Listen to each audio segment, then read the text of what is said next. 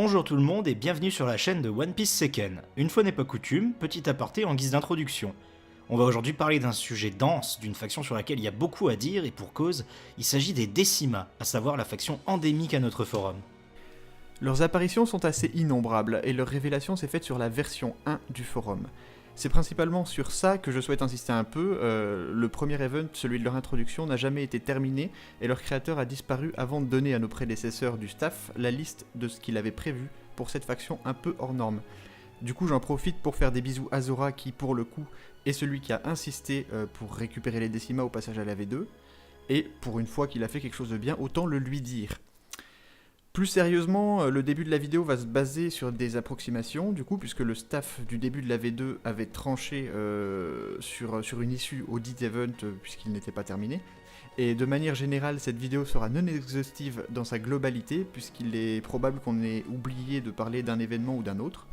À titre d'exemple, on va très peu parler de l'AOI, service qui a pourtant été créé pour répondre aux besoins de track de Sentes Decima et de ses sbires par le gouvernement mondial. Cette vidéo sera très certainement en deux parties, étant donné la densité du sujet. Bref, assez tergiversé, bonne vidéo à tous.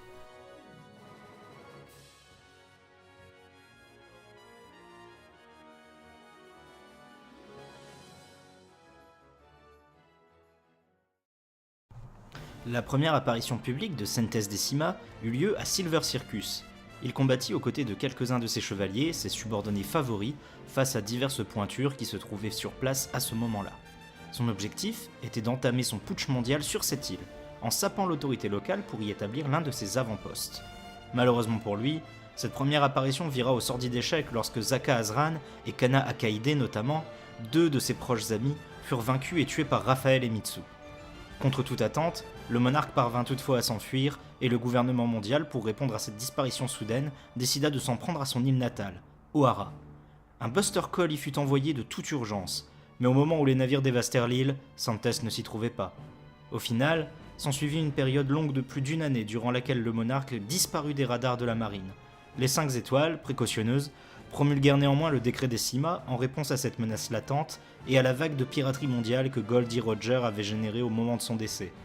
Si cette décision totalitaire avait pour but de marginaliser les hors-la-loi de toutes sortes, elle ne parvint pas à endiguer la montée de la puissance de Sentes et de ses sbires qui, pendant toute l'année écoulée, avaient mis en place un plan particulièrement périlleux, mais tout aussi ingénieux. Le vice-amiral Jean-Bart Nonois était un officier de la marine fameux. Talentueux, brillant et charismatique, il faisait partie de ces jeunes prodiges qui répondaient à la piraterie montante avec fermeté et professionnalisme. Mais ce qui lui jouait des tours fut la rumeur qui circula à son sujet, lui prêtant un lien de parenté avec Winch Alucard, alors tout juste promu général des armées du gouvernement mondial au sortir de la Grande Guerre, durant laquelle il avait repoussé les forces révolutionnaires d'Arias et les forces pirates de Tengen à Marineford. Sentes parvint à le localiser et à le capturer, et usa du pouvoir du vice-amiral pour se rendre jusqu'à Marijoa. Kamiji, quoique sagace, ne fut pas capable d'anticiper une telle manœuvre. Il fut placé sous le contrôle de la malédiction du monarque et devint ainsi le tout premier haut gradé du gouvernement mondial à devenir un pion, suivant à la lettre les ordres de son maître. Le prétendant au trône laissa alors l'un de ses chevaliers, Mukimo Natao, à la place de Winch Alucard, pour contrôler l'armée à sa place. Natao, grâce au fruit du démon de type mythique dont il avait fait l'acquisition, celui du doppelganger, n'eut aucun mal à se faire passer pour le général et usa méthodiquement de cette influence, selon les conseils de Sentes. Cette influence permit au final à Natao de préparer un assaut surprise de la marine, censé éradiquer les Décimas en nettoyant totalement l'île où ils avaient élu domicile, Merveille. L'ordre fut envoyé aux plus prestigieux hauts gradés du monde entier de se réunir à Marineford, et l'assaut fut donné, mené par l'amiral en chef Kizaru, lui-même appuyé par les amiraux Chairoka, Akainu et Aokiji. Une flotte démentielle fut constituée, regroupant plus du tiers des navires de guerre à la disposition de l'amirauté, et la marine ne tarda guère à arriver au large de Merveille pour en finir définitivement avec le monarque. Malheureusement, sans le savoir, ils étaient tombés dans son piège, et ils le comprirent lorsqu'ils le virent, arrogant, présent sur les quais du port.